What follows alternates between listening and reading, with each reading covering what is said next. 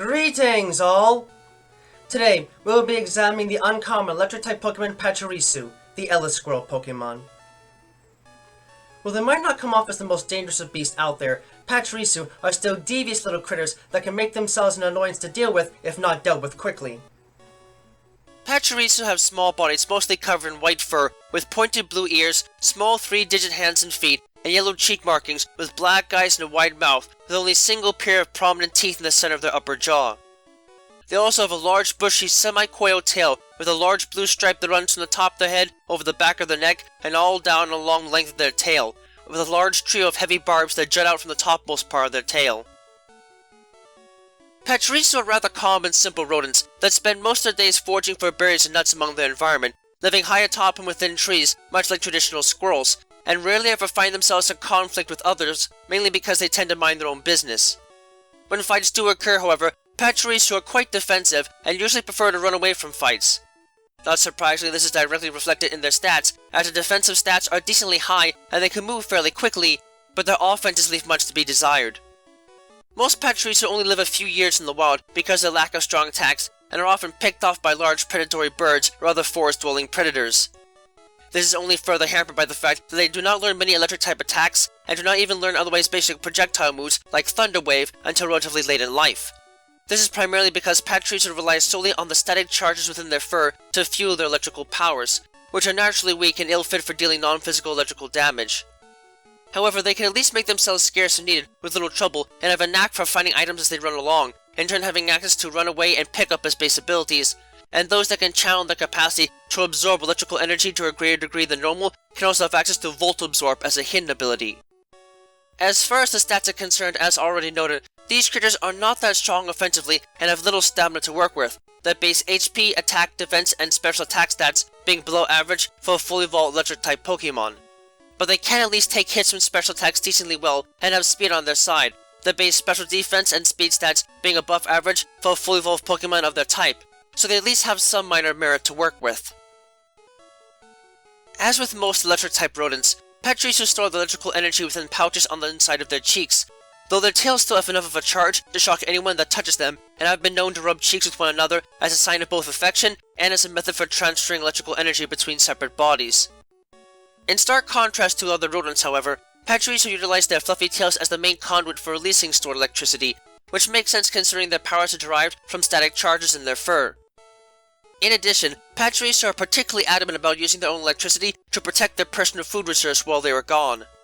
Pachirisu will actually rip out a small bit of electrically charged hair from their tails before going on long trips, and place it near their food reserves in their home, just out of sight but close enough to still be an effective trap. When another Pokemon reaches in to grab their food, they often get shocked repeatedly by the charged hairball and decide to leave the food alone. If this does not prove to be an effective deterrent, a Pachirisu may go so far as following the scent trail of the perpetrator and demanding for retribution in exchange for not viciously assaulting them with Super Fang and Hyper Fang attacks. Needless to say though, most predators that are strong enough to get past the electrical hairball are rarely faced by such threats and end up making short work of the furious animals, so they have to learn which fights to take on and which to run away from to survive. These rodents have to be some of the cutest that I've ever seen, and it's both surprising and sort of understandable as to why they're hunted in the first place.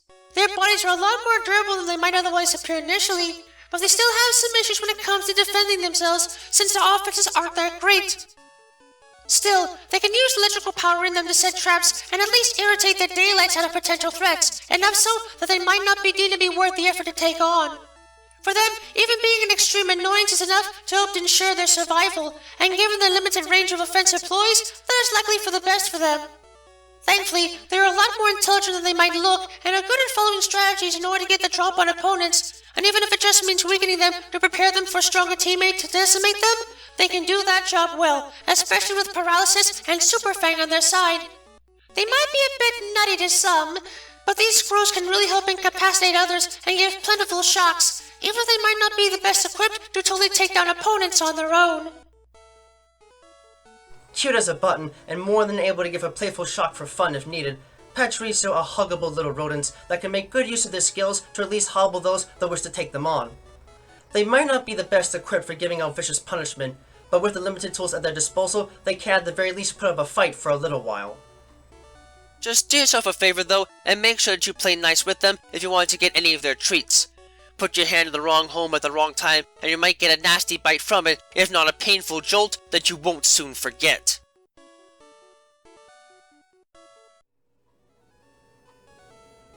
Thank you for watching this video. It brings me great joy to be able to speak to you all in the world each and every time we meet like this, to explore the many different facets of both the world of Pokemon as we know it, and the world as we live it, through every adventure we have with Pokemon by our side. If you'd like to, please subscribe, ring the bell and all that jazz, to keep yourself updated on content uploads and other materials of the like. You can also follow me on Twitter if you'd like to know right away when something new is uploaded, and my written works, from which most of this is based on, can be found on DeviantArt. Links to both can be found in the description down below. Remember that the world of Pokemon is a place full of wonder and mystery, and you never know what to expect. So, stay vigilant, keep watch, and always be prepared for the unexpected. Until next time, trainers and friends of all sorts, have a wonderful time.